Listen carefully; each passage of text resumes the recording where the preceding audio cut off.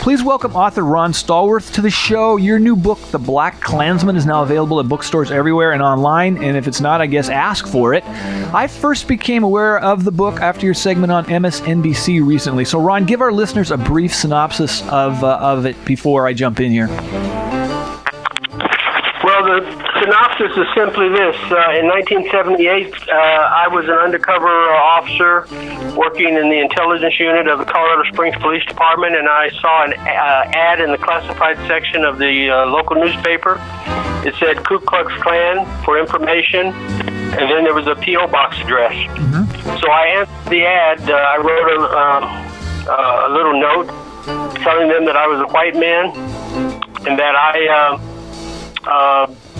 basically I used all the buzzwords of hate, right? The N-word, the words for Asians, for Jews, for Mexicans, Italians. I used all those buzzwords and told them that I wanted to get involved and was looking for information. And I then did something that I shouldn't have done because I was an experienced undercover officer. Mm-hmm. I signed my real name to the letter instead of the undercover name that I normally used. And I put it in I gave my real name, I gave the undercover address that we used, which was untraceable, and I gave the undercover phone number, which was also untraceable, and then put that in the mail. And about a week later, I got a response in the form of a phone call to my office asking to speak to Ron Stallworth. And that's how this whole thing got started. It turned out the phone call was from the local organizer of the Ku Klux Klan. That was how he described himself. Super. Wow. Well, let me ask you this. Now, among the white supremacists that you spoke to on the phone, including, I might add, the Grand Imperial Wizard, Mr. David Duke, besides the racial garbage that they spew, did they really seem that much different than other low-information citizens? I mean, did they talk about the weather, the price of gasoline, and other boring stuff, too, besides a new final solution for blacks, Jews, gays, and whoever else is in their top 5 these days? Who knows? Oh, yeah, we talked about a bunch of stuff. Generally, we talked about things that were happening in politics. Mm-hmm. Of course, no matter what you talked about, they always found a way or a reason to inject their racial ideology into the conversation. No matter what. If you were, just as an example, this didn't happen, but as an example, if you were to talk baseball with them, they'd somehow or another inject race into it in terms of black baseball players or Latino baseball players. This is their mindset. They're constantly thinking in terms of racial ideology. Hey, I heard it was kind of hard at times for you and your supervising officer to keep from cracking up while on the phone posing as a KKK member. Did you have a script handy to go-to hate-filled words to keep things flowing? Because I would think that at times you had to just produce some real hate for them to keep to keep the cover, right?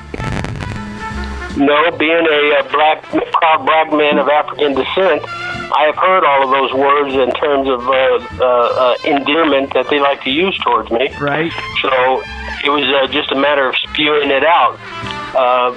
But yeah, there were very almost Saturday Night Live comedic sketches is how I like to describe them, because I'm on the phone, and keep in mind, this was back in the day before cell phones, when you could mute out your certain things, right, while maintaining the conversation. So I would be talking on the phone to one of these guys, and my sergeant would be sitting in his chair listening, and my sergeant was white.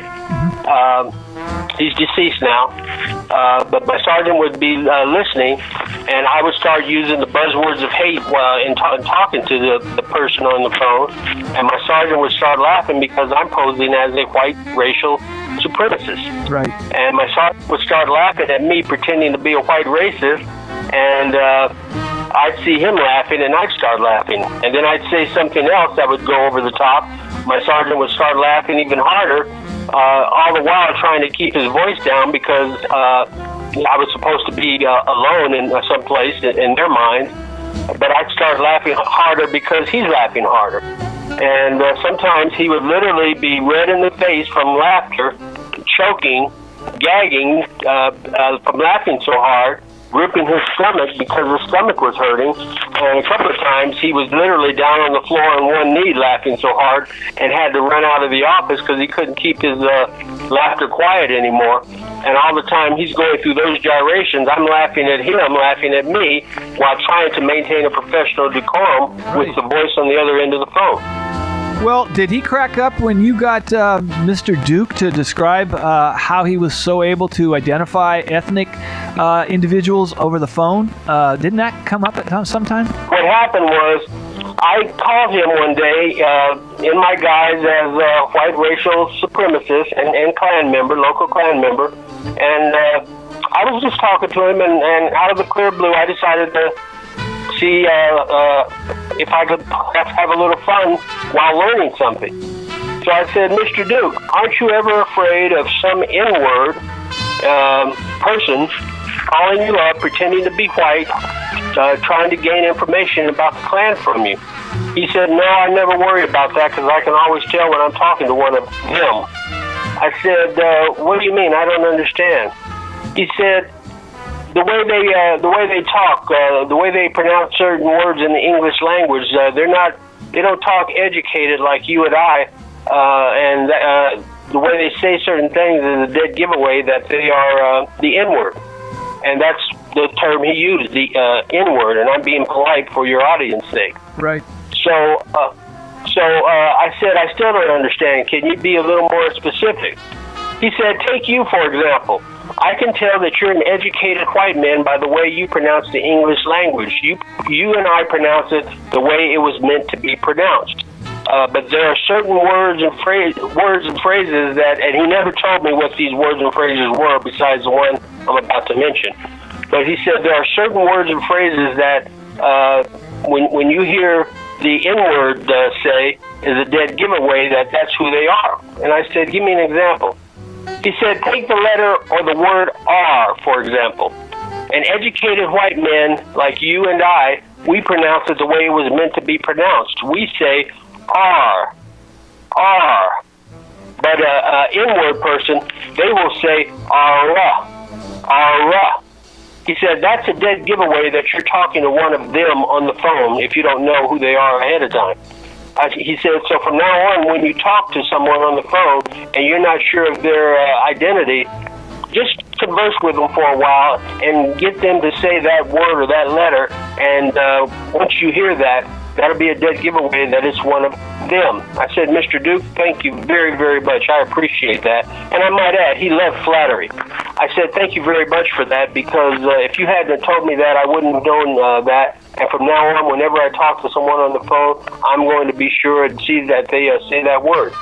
So from that point on, whenever I called David Duke up, no matter what the conversation was about, I would always find some point to inject that word or letter in there, such as, Mr. Duke, how are you doing? Mr. Duke, are you coming to Colorado Springs anytime soon? Mr. Duke, how are the wife and kids? And he never once figured out that he was talking to one of them. What's been your most memorable moment in your undercover work as a member of the KKK? Because you still have your membership card in your wallet. I've read that. Is that accurate? I have carried that card in my wallet since it was handed to me in January 1979. Well, if you want to know what goes on inside a black man's mind when he's dealing with white racists, white supremacists, on that moment, and that particular time, I describe what went on in my mind. Because, and at that precise moment, I was David Duke and the Klan's worst nightmare. I was a black man with a badge. All right, Ron, I want to thank you so much for taking the time to check in with us tonight. Again, your book, Black Klansman, is available at Amazon, I believe. Correct? Where's it available? It's available at blackklansman.com. You can also find it on Amazon. And if you're a Kindle user, it is on Kindle.